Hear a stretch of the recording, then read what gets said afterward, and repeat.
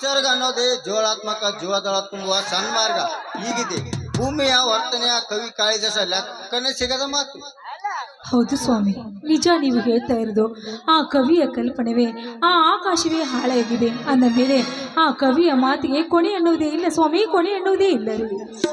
ನೋಡು, ನಾವು ಏನೇ ಆದರೂ ಸತಿಪತಿಯಾಗಿ ಹಿರಿಯರು ನಿರ್ಮಿಸಿದಂತ ನಿನ್ನ ಮನಸ್ಸಿನಲ್ಲಿ ಅಡಗಿದ ನಿಮ್ಮ ಅಣ್ಣನ ಪ್ರಶ್ನೆ ಹಾಗೂ ನಿಮ್ಮ ತಂದೆ ಸತ್ತ ಚಿಂತೆಯನ್ನು ದೂರ ಮಾಡಿಕೊಂಡು ಸಂತೋಷದಿಂದ ಈ ಬದಿಗೆ ಕೈ ಹಿಡಿದು ನಿನ್ನ ಒಲವಿನ ಪ್ರೀತಿ ಎಂದು ನೀಡು ಎಂದು ಇಲ್ಲಿಗೆ ಕರೆದುಕೊಂಡು ಬಂದ್ರೆ ಇಲ್ಲಿ ಆ ಮಲೆಪ್ರಭೆ ಕತೆ ಸಣ್ಣದಲ್ಲವೇ? ಅಂದರೆ ಅಮ್ಮ ಮಲಪ್ರಭೆ, ನೀನೆಷ್ಟು ಬೋರ್ಗೆರೆದು ಬರೋದನ್ನು ಕೊಂಡು ನನಗೆ ನೆಗೆ ಬರುತ್ತದೆ. ನಿನಗಿಷ್ಟು ಸಿಟ್ಟಿದ್ರೆ ಬೆಟ್ಟವನ್ನು ಕೊರೆದೊಗೆದು ಮುಂದೆ ಸಾಗು ಎಂದಿನಂತೆ ಇದನ್ನು ಕೇಳಿದ ಮಲಪ್ರಭೆ ಉಗ್ರ ಅವತಾರ ತಾಳಿ ಬೆಟ್ಟವನ್ನು ಕೊರೆದೊಗೆದು ಮುಂದೆ ಸಾಗಿದಳಂತೆ. ಅದಕ್ಕಂತಲೇ ಇದಕ್ಕೆ ನಡಕ ಒಳ್ಳೆ ಎಂದು ಹೆಸರು. ಅದು ಅಲ್ಲದೆ ಬೆಟ್ಟದ ಮೇಲೆ ಕುಳಿತು ನವಿಲು ಕೂಡ ಒಡೆದು ಟಸರಾಯ್ತಂತೆ. ಇದರ ಹತ್ತಿರವೇ ಸೌದತ್ತಿ ರೇಣುಕ ಯಲ್ಲಮ್ಮ ದೇವಸ್ಥಾನ ಇದೆ. ಅದು ಅಲ್ಲದೆ ಮುನ್ನವಳೆ ಎಂಬ ಗ್ರಾಮವಿದೆ. ಅಲ್ಲಿ 101 ಲಿಂಗಗಳಿವೆ. ಅದಕ್ಕಂತಲೇ ಇಂಥ ಪುಣ್ಯ ಸ್ಥಳದಲ್ಲಿ ಡ್ಯಾಮು ಕಟ್ಟಿ ನವಿಲು ತೀರ್ಥ ಎಂಬ ನಾಮಕರಣ ಮಾಡಿದ್ದಾರೆ. ಹೌದಾ, ಏನೆಂದು ಮಾಡಿದ್ದಾರೆ? ಸುಮಿತ್ರ, ಇಲ್ಲಿ ಬಾ. ಅಲ್ಲಿ ನೋಡು, ದೊಡ್ಡ ದೊಡ್ಡ ಹರಿಯುವ ನೀರಿನ ಜಲಧಾರೆ. ಈ ಮಲಪ್ರಭೆಯ ಕತೆ ಅಷ್ಟೊಂದು ದೊಡ್ಡದಾಗಿದೆಯಾ ಸ್ವಾಮಿ? ಸುಮಿತ್ರ, ನನ್ನ ನಿನ್ನ ಪ್ರೇಮದ ಮೊದಲನೇ ಸ್ಥಳವಾದ ಈ ನವಿಲು ತೀರ್ಥ ಬಾಳಿನ ಪುಟದ ಮೊದಲನೇ ಪಾಠದ ಮೊದಲಕ್ಷರಲ್ಲವೇ? ಹೌದು ಸ್ವಾಮಿ, ಇಂಥ ಸ್ಥಳಗಳಲ್ಲಿ ನವ ದಂಪತಿಗಳು ಇದ್ರೆ ಎಲ್ಲವನ್ನು ಮರೆತಂತೆ ಭಾಸವಾಗುತ್ತದೆ ಅಲ್ವೇ ಸ್ವಾಮಿ? ಸುಮಿತ್ರ, ಈ ಪ್ರಶಾಂತವಾದ ಸ್ಥಳದಲ್ಲಿ ನಾವು ಒಂದು ಪ್ರೇಮಗೀತೆಯನ್ನು ಯಾಕೆ ಆಡಬಾರದು? ಹಾಡ? ಅಯ್ಯೋ, ನನಗೆ ಹಾಡುವುದಕ್ಕೆ ಬರುವುದಿಲ್ಲ ಸ್ವಾಮಿ. ಸುಮಿತ್ರ, ಇಲ್ಲಿ ಬಾ.